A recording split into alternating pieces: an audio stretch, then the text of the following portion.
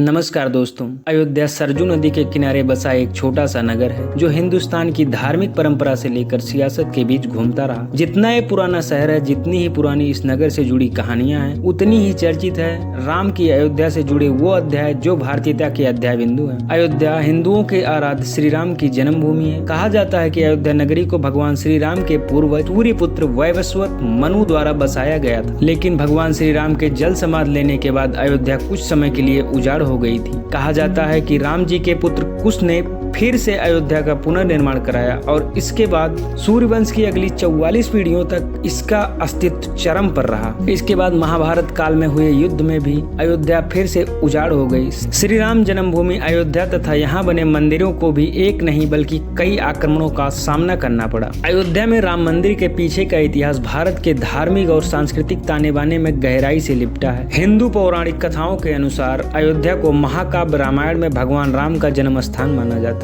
भगवान श्री राम के जल समाधि लेने के बाद कई सालों तक ये भूमि यूं ही पड़ी रही। बाद में कौशाम्बी के महाराज कुश ने अयोध्या को फिर से बसाया। इसका वर्णन कालिदास के ग्रंथ रघुवंश में मिलता है। लोमस रामायण के अनुसार उन्होंने ही सबसे पहले अपने परम पिता के जन्मभूमि पर पत्थरों के खंभे वाले मंदिर का निर्माण कराया। वहीं जैन परंपराओं के मुताबिक अयोध्या को ऋषभदेव ने फिर से बसाया। भविष्य पुराण के अनुसार उज्जैन के महाराज विक्रमादित्य ने ईसा पूर्व में एक बार फिर दूसरी बार उजड़ चुकी अयोध्या का पुनर्निर्माण कराया। धार्मिक ग्रंथों के अनुसार वे भगवान विष्णु के परम भक्त थे और उन्होंने अयोध्या के सरजू नदी के लक्ष्मण घाट को आधार बनाकर 360 मंदिरों का निर्माण कराया था। साथ ही उन्होंने श्री राम जन्मभूमि पर एक भव्य मंदिर का निर्माण भी कराया। विक्रमादित्य के बाद के राजाओं ने भी समय समय पर अयोध्या राम मंदिर की देखरेख की। उन्हीं राजाओं में से एक शुंग वंश के प्रथम शासक पुष्पमित्र शुंग ने भी अयोध्या राम मंदिर का नवीनीकरण कराया। पुष्पमित्र का एक शिलालेख भी अयोध्या से प्राप्त हुआ है, जिसमें उनके द्वारा अयोध्या में 2 अश्वमेध यज्ञ किए जाने का वर्णन भी मिलता है। अयोध्या राम मंदिर इतिहास जानने के लिए हुई खुदाई में ऐसे अनेकों रिकॉर्ड मिले हैं, जिनसे ये पता चलता है कि गुप्त वंशीय सम्राट चंद्रगुप्त द्वितीय के समय और उसके काफी समय बाद तक अयोध्या एक गुप्त साम्राज्य की राजधानी। गुप्तकालीन कवि महाकवि कालिदास ने भी अयोध्या राम मंदिर और उसके पौराणिक इतिहास का अपने महाकाव्य रघुवंश में कई बार जिक्र किया। इसी तरह आधुनिक इतिहासकारों के अनुसार 600 ईसा पूर्व तक अयोध्या व्यापार का एक महत्वपूर्ण केंद्र। इस स्थान को एक अंतर्राष्ट्रीय पहचान 5वीं शताब्दी ईसा पूर्व के दौरान तब मिली जब ये प्रमुख बौद्ध केंद्र के रूप में विकसित हो गया था। तब इसका नाम साकेत था, जो अयोध्या राम जन्मभूमि का एक पौराणिक नाम भी है। चीनी भिक्षुक फाह्यान ने भी यहाँ अयोध्या राम मंदिर के साथ कई बौद्ध मठों के भी होने का वर्णन किया है। यहाँ पर 7वीं शताब्दी में चीनी यात्री ह्वेनसांग भी आया था। उसके अनुसार यहाँ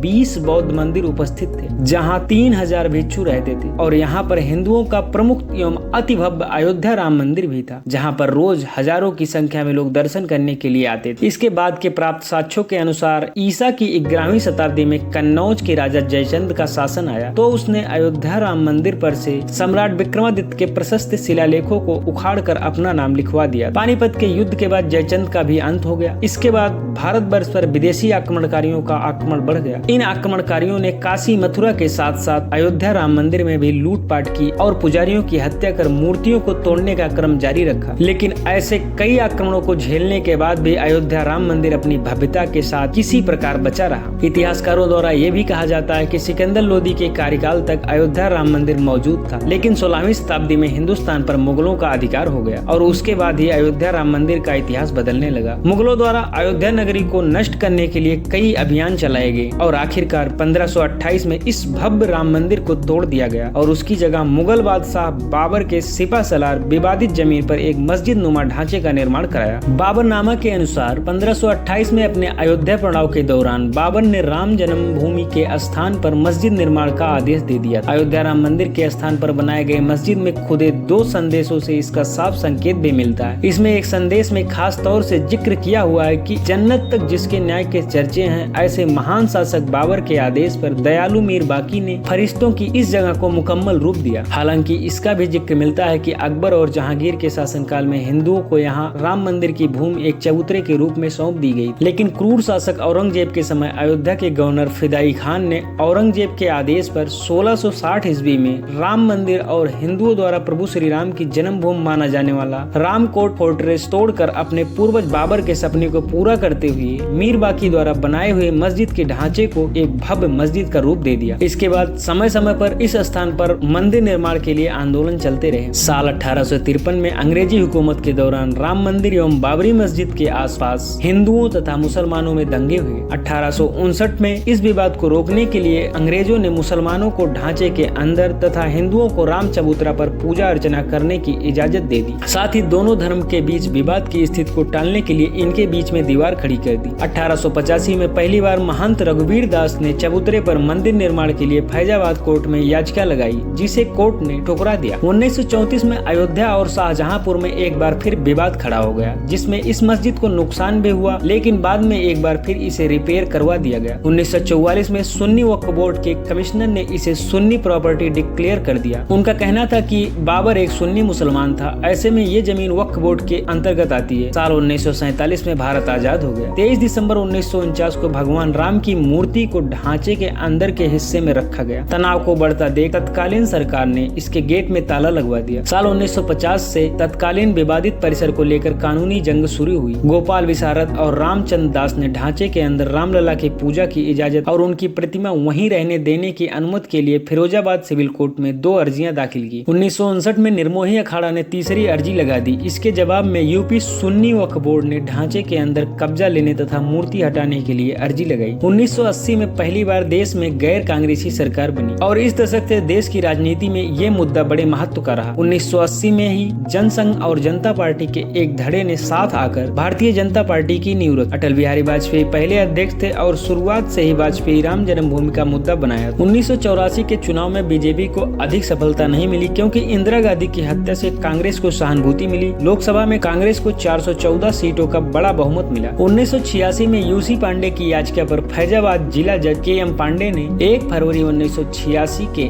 ऐतिहासिक फैसले में विवादित ढांचे से ताला हटाने का आदेश दिया और हिंदुओं को पूजा अर्चना करने की अनुमति भी दे दी। अगस्त 1989 में इलाहाबाद हाई कोर्ट ने फैजाबाद जिला न्यायालय से टाइटल सूट अपने हाथों में ले लिया और विवादित जमीन पर पूजा अर्चना रखने का आदेश दिया। नवंबर 1989 में तत्कालीन राजीव गांधी सरकार ने विश्व हिंदू परिषद की विवादित जमीन पर शिलान्यास की आदेश दे दिया। इससे बीजेपी और हिंदू संगठनों का उत्साह अपने चरम पर पहुंच गया, लेकिन देश खासकर उत्तर भारत सांप्रदायिक हिंसा में चला गया। एक आंकड़े के मुताबिक सांप्रदायिक हिंसा में 800 जानें चली गई। बीजेपी ने 1989 के आम चुनाव की मुद्दे को उठाया और 85 सीटों के साथ बीजेपी के समर्थन में वीपी सिंह की सरकार बनी। इस उत्साह को भुनाने के लिए बीजेपी के तत्कालीन अध्यक्ष लाल कृष्ण आडवाणी ने श्री राम रथ यात्रा का आयोजन किया और राम मंदिर जन्मभूमि आंदोलन को एक नया मोड़ दिया। सितंबर 1990 में विश्व हिंदू परिषद, राष्ट्रीय स्वयंसेवक संघ तथा भारतीय जनता पार्टी ने राम जन्मभूमि पर मंदिर बनाने के अभियान चलाया। स्थिति ने तब गंभीर मोड़ ले लिया जब बीजेपी नेता लाल कृष्ण आडवाणी ने सोमनाथ से अयोध्या तक रथ यात्रा निकाली। एक बड़ी भीड़ उनके पीछे होली और देखते ही देखते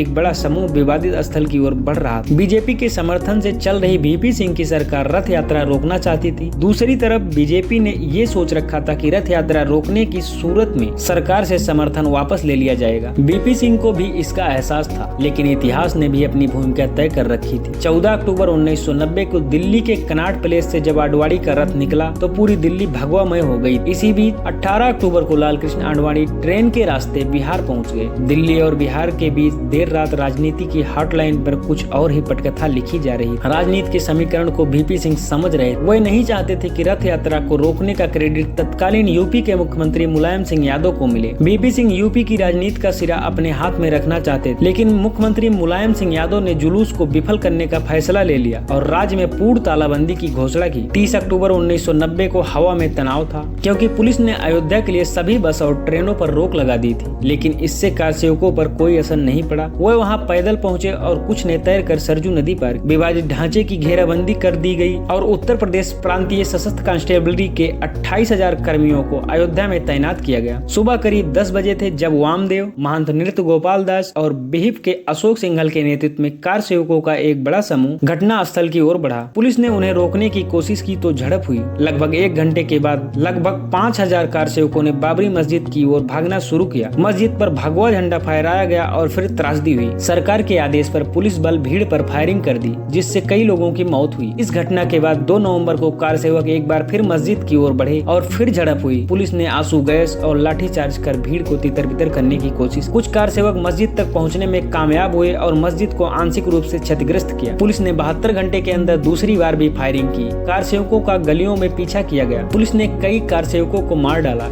इसमें कोठारी ब्रदर्स भी शामिल थे, जिन्हें कथित तौर पर एक घर से बाहर खींच लिया गया। बाद में मुलायम सिंह यादव ने गोलीबारी के आदेश को दर्दनाक एवं आवश्यक बताया, क्योंकि उच्च न्यायालय ने फैसला आने तक शांति, कानून और व्यवस्था बनाए रखने का आदेश दिया था। इसी बीच राजनीति का दांव फिर पलटा। केंद्र में पीवी नरसिम्हा राव की सरकार बनी और यूपी में मुलायम सिंह यादव चुनाव हार गए। 6 दिसंबर 1992 को एक महत्वपूर्ण मोड़ आया, जब आरएसएस और उसके सहयोगियों ने विवादित स्थल पर 1,50,000 बीजेपी और बीएचपी कार सेवकों की एक रैली का आयोजन किया। लगभग दोपहर में एक युवक घेराबंदी को तोड़कर मस्जिद के पास जाने में कामयाब रहा और मस्जिद के ऊपर भगवा झंडा फहराया, जिसे भीड़ ने एक संकेत के रूप में लिया। कुछ ही घंटों में कुल्हाड़ी और हथौड़ों से ढांचे को ध्वस्त कर दिया गया। विध्वंस की इस घटना ने आधुनिक भारत के इतिहास में एक महत्वपूर्ण इतिहास की रचना कर दी। इस घटना के परिणाम स्वरूप पूरा देश व्यापक सांप्रदायिक हिंसा की आग में झुलस गया। धार्मिक समुदायों के बीच तनावपूर्ण संबंध उत्पन्न हुए। देश के कई राज्य इन दंगों की चपेट में आए। एक रिपोर्ट के अनुसार लगभग